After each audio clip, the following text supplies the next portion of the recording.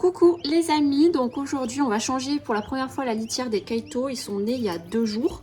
Là je pense qu'il y a tout le monde qui est né. Et du coup il me semble qu'il y en a 30. Il y en a 30, il y a du coup 29 Kaito issus du supermarché, des œufs du supermarché. Et un Kaito issu de Mekai. Hop, donc je vais enlever les plateaux, on va voir si tout le monde va bien et tout. Et après je vais les mettre dans la marmite et je vous expliquerai pourquoi. Hop.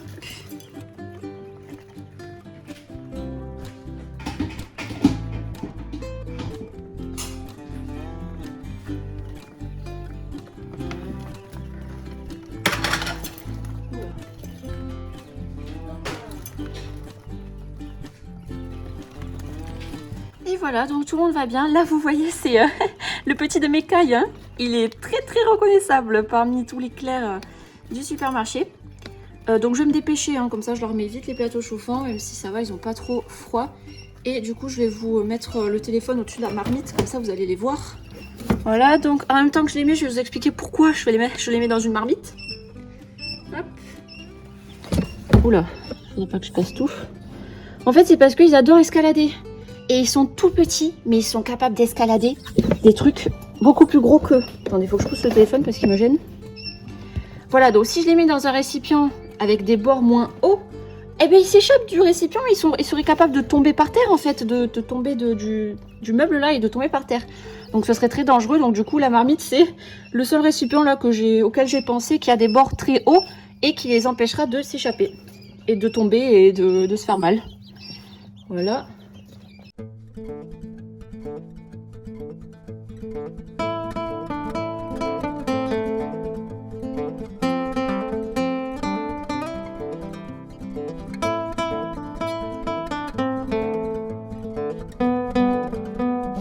Et voilà, une marmite pleine de Kaito. Donc je vous laisse les regarder pendant que j'enlève la laisse qui est sale.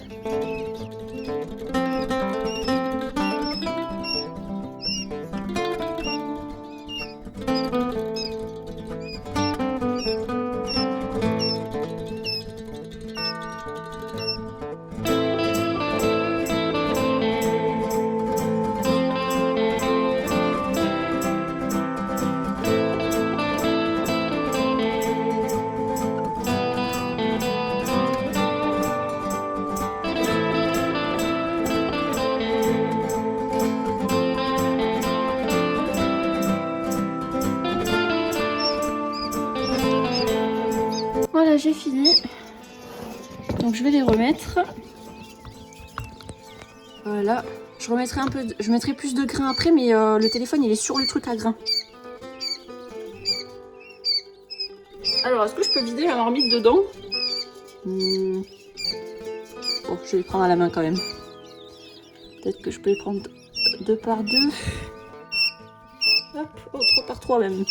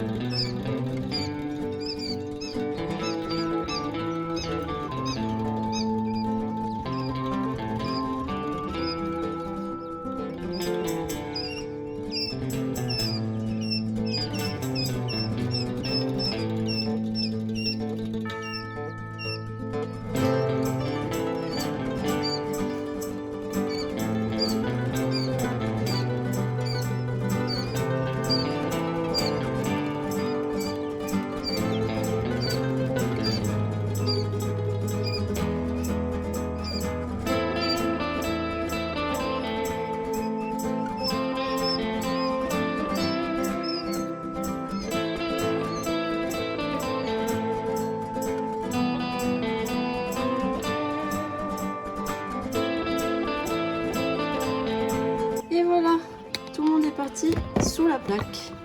Bon, bah du coup ce sera tout pour ça. Et soit on se retrouve dans une autre vidéo, soit j'ajouterai d'autres choses qui se passent pour eux juste après. Alors voilà les petits Kaito. Donc là on est le lendemain du changement de litière. Je vais enlever le couvercle. Hop. Donc désolé, à côté il y a le déshumidificateur qui travaille, ce qui fait que dans le garage on n'a pas du tout un air humide, ce qui est beaucoup mieux pour les petits. En fait il y a le même type d'air sain qu'on peut retrouver dans une maison chauffée, hein. Donc du coup c'est très bien. Et en plus le déshumidificateur il chauffe un petit peu la pièce aussi. Donc là je pense qu'ils ont le traitement premium, ils ont un déshumidificateur, ils ont 2 plaques chauffantes, ils sont bien les petits là, ils sont très bien. En fond on entend les piou-pioutes du coup piailler parce que là je venais de tourner la vidéo où je montre leur évolution et aujourd'hui il pleut fort dehors donc j'ai pas pu les sortir, donc du coup ils vont rester dans le garage aujourd'hui exceptionnellement, donc ils vont tenir compagnie aux petits Kaito. Je sais pas si la présence des poussins rassure les Kaito parce que du coup les poussins ils piaillent, ils discutent constamment et du coup peut-être que je pense que les Kaito les entendent, hein. Et je sais pas si les Kaito associent ça à un autre oiseau qui discute et ça les fait se sentir moins seuls. Je sais pas du tout. En tout cas les Kaito, j'en profitais pour faire un point au niveau du bruit. Si vous voulez savoir quelle est la meilleure volaille à élever dans votre maison, si vous faites ça dedans, et bien en fait, les Kaito, c'est très compliqué, comme je vous ai dit dans les précédentes vidéos, les premiers jours, parce qu'ils crient très fort pour appeler la mère. Mais une fois que cette phase est passée, là par exemple, ils ont entre 3 et 4 jours là, et ils ne crient plus du tout, quasiment plus du tout. Ils vont crier une fois par jour peut-être, donc ils sont déjà autonomes, vous voyez. Et quand ils ne crient plus, ils sont hyper silencieux. Pour le coup, ils peuvent être mis dans la maison après la phase de naissance parce qu'ils font plus aucun bruit. Alors que les poussins, qui sont là-bas, là, quand ils naissent, ils font quasiment aucun bruit. Ils n'ont pas le cri strident là que les petits font H24.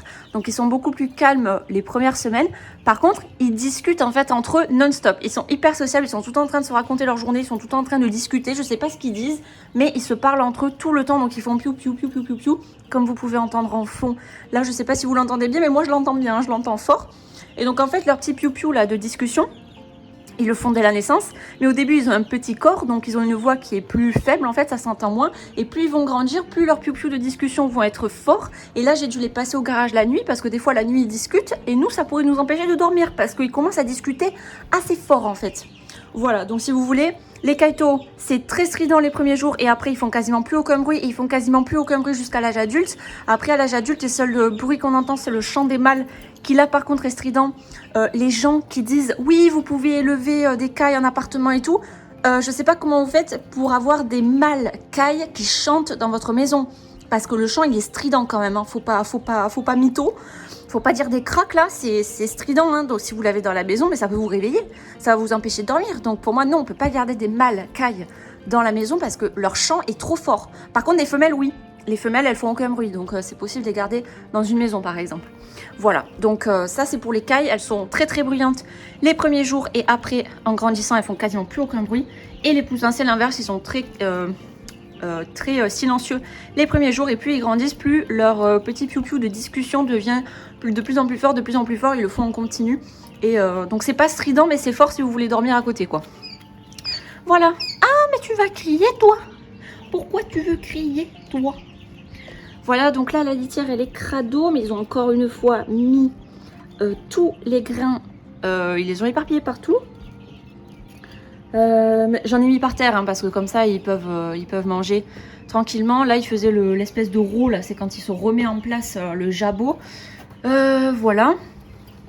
Donc je pense que je vais attendre ce soir et je vais changer entièrement la litière encore une fois. Je vais la changer une fois par jour, je pense que ça ira. Et voilà, donc les petits, ils grandissent très bien. Ils grandissent bien, ils vont bien. Et voilà.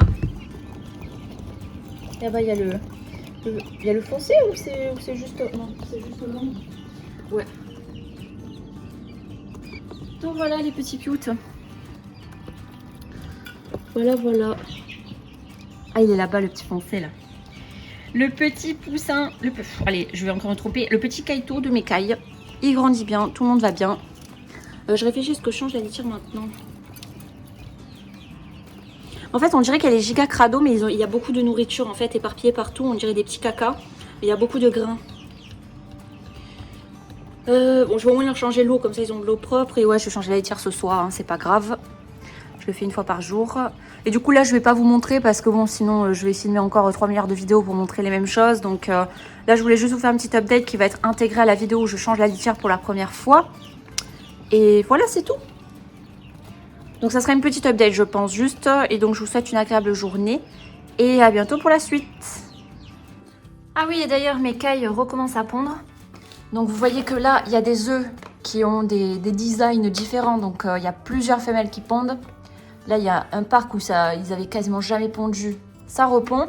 Et bon, j'ai mis ça comme ça, vous savez, parce qu'il faut les incliner les œufs si on veut les mettre à féconder. Enfin, si on veut les mettre à incuber, mais je pense que je le ferai pas. Mais au cas où, je le mets quand même parce que là, il y a les poussins en incubation. Donc j'ai pas de place pour mettre des kaito. Voilà. Mais du coup, c'est bien parce que en plus, les mâles, ils cochent non-stop, ils chantent tout le temps. Donc je pense qu'ils sont... C'est très fort possible qu'ils soient tous fécondés. Contrairement à la vidéo où j'avais totalement flop, du coup des kaito que vous venez de voir, eux ils proviennent tous du supermarché parce que même si j'avais mis, je crois, une trentaine d'œufs de mécailles, les mâles ils chantaient pas, ils cochaient pas, donc ils étaient tous non fécondés, à part un. Là, je pense que cette fois-ci ils sont fécondés parce que vraiment du jour au lendemain, les mâles ils se sont mis à chanter non-stop, là ils chantent tout le temps. Donc du coup, ils se sont réveillés. Et en plus, sur certains, j'ai regardé, la glande cloacale est très marquée, elle est très grosse. Et des fois, on voit en fait, par terre, on voit des cacas où il y a le caca et par-dessus, il y a de la mousse blanche. Donc ça veut dire que les mâles sont prêts à féconder. Hein, là, il ne manque plus qu'ils fassent l'action et qu'ils réussissent à cocher, tout simplement. Parce que les femelles, elles partent en courant. Et elles se laissent pas trop faire, ça dépend lesquelles, mais je pense que celles qui ne pondent pas ne veulent pas être cochées, donc elles partent en courant. Donc du coup les mâles, ils sont toute la journée en train de sprinter partout pour essayer de cocher les femelles qu'ils peuvent.